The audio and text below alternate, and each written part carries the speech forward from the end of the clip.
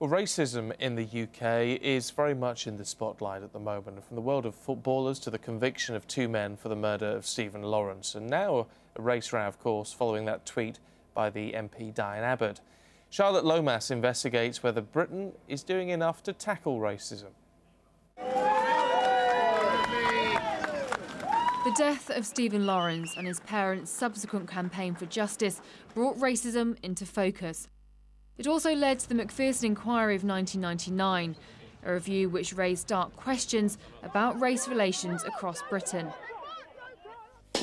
Now, in 2012, how much has changed? Here in Birmingham, these youngsters gave us their answer.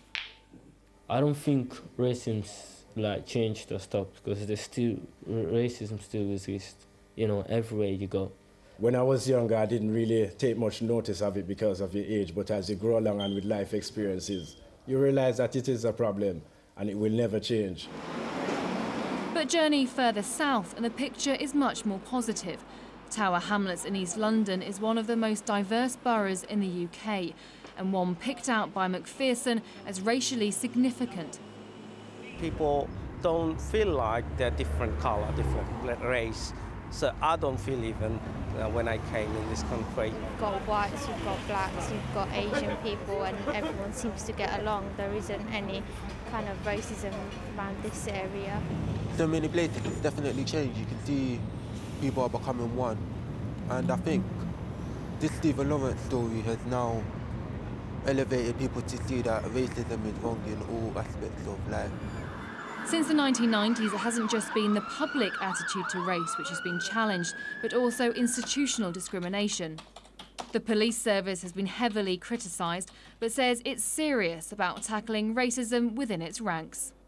When you've got confidence levels at the same level as white people in communities, when you actually have the sort of results that we're getting in hate crimes, the approach that we now have to the way we investigate hate crime, particularly where a BME person is the victim, it doesn't stack up that that's an institutional failure. Of course, though, we still do have issues around stereotyping, around bias that we need to continue to work with.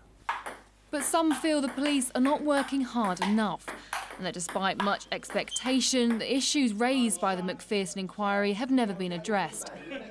The community thought that things would have improved dramatically, but it hasn't, because there is police brutality. There is the issues around stop and search and racial profiling, which should stop now.